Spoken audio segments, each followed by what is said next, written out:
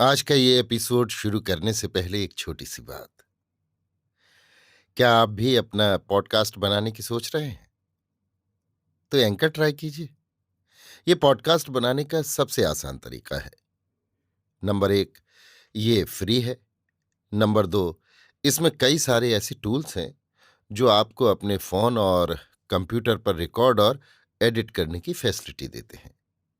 Number 3, आप अपने podcast को डिस्ट्रीब्यूट भी कर सकते हैं, जिससे इसे स्पॉटिफाई और दूसरे प्लेटफॉर्म पर सुना जा सके। तो डाउनलोड कीजिए फ्री एंकर ऐप या विजिट कीजिए anchor.fm पर अपना पॉडकास्ट स्टार्ट करने के लिए। ये तो थी एक छोटी सी जानकारी, और अब शुरू करते हैं एपिसोड का सिलसिला। तो आज के एपिसोड में लीजिए सुनिए सूर्यकांत त्रिपाठी निराला के लिखे उपन्यास भीष्म का द्वादश परिच्छेद परलोक गमन, मेरी यानी समीर गोस्वामी की आवाज में। कुरुक्षेत्र की भयानक समरज्वाला में कौरवों और पांडवों की संपूर्ण शक्ति स्वाहा हो गई। अंत में पांडवों के हाथ मैदान रहा। महावीर भीम ने धृतराष्ट्र के शतपुत्रों को यमलोक का यात्री कर महाराज युधिष्ठिर को निष्कंटक कर दिया। द्रोण, कर्ण, शल्य, भुगदर आदि कौरवों के बड़े बड़े वीर दुर्योधन के स्वार्थ के लिए लड़कर मर मिटे।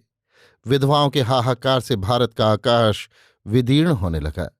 भारत के चिरकालिक पतन का पट भारत वसुंधरा पर भीष्म के रहते रहते ही लहराने लगा। अंतिम समय के भावी अंधकार पर भारत के गौरव सूर्य चिरकुमार देवव्रत महावीर भीष्म अस्त हो रहे थे। साथ ही मानो कह गए कि प्रभात के लिए भी एक ऐसे ही सूर्य की आवश्यकता होगी। वैरियों से विजय प्राप्त कर महाराज युधिष्ठिर हस्तिनापुर जाने से पहले भीष्म के पास आए। कई दिनों तक पितामह ने उन्हें इतिहास, धर्म और राजनीति आदि राजाओं के लिए जितने उपयोगी और आवश्यक विषय हैं, सबकी उचित शिक्षा दी। महाभारत का श्रेय पितामह की इन्हीं सूक्तियों में है।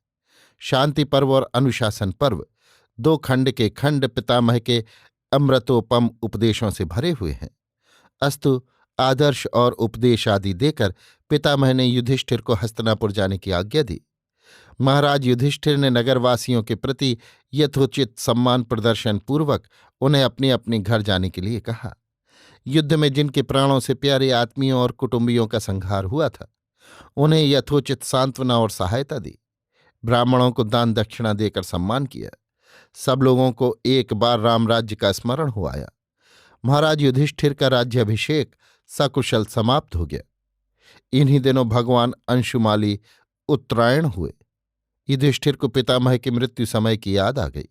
तुरंत अपने भाइयों को साथ ले अंत्येष्टि क्रिया के सामान सहित पितामह के निकट आए।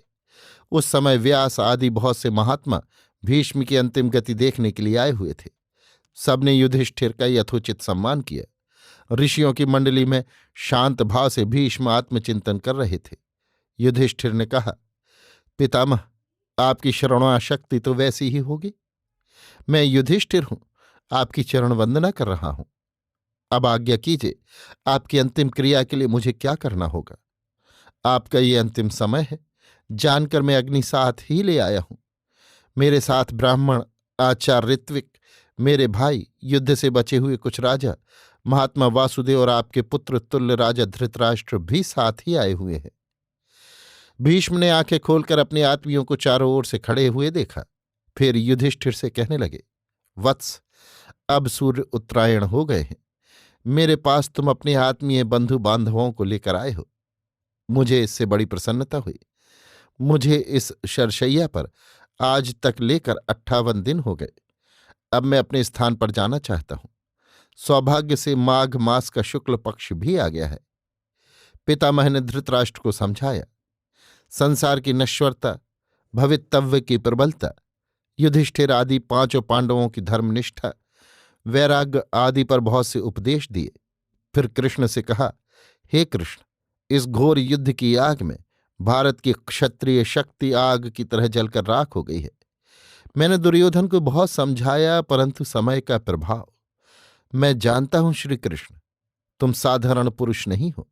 तुम आदि हो, अद्वितीय हो और सनातन पुरुष हो। तुम्हारे संबंध में नारद की बात कभी झूठ न होगी। तुम और अर्जुन नर और नारायण के रूप से धरा का भार उतारने के लिए आए हो। अब मेरे देह त्याग का उचित समय आ गया है। एक आज्ञा दो कि अंत में परम गति प्राप्त हो। भगवान वासुदेव ने भीष्म की विनय पर प्रसन्न होकर कहा, हे भारत के गौरव पुरुष, मैं आशा करता हूं आप नश्वर शरीर को छोड़कर अपने वसुलोक में विराजमान हो। आप में पाप का लेश मात्र भी नहीं है। आप मार्कंडेय जैसे पिता के भक्त थे। मृत्यु आपकी दासी है। भगवान केशव की बात समाप्त होने पर भीष्म ने आंखें बंद कर ली। कुछ काल तक मौन रहकर मूलाधार में चित्त को स्थिर करके योग मार्ग द्वारा नश्वर कलेवर को त्याग कर दिया। भारत के हृदय से उसका अनमोल लाल सदा के लिए उठ गया।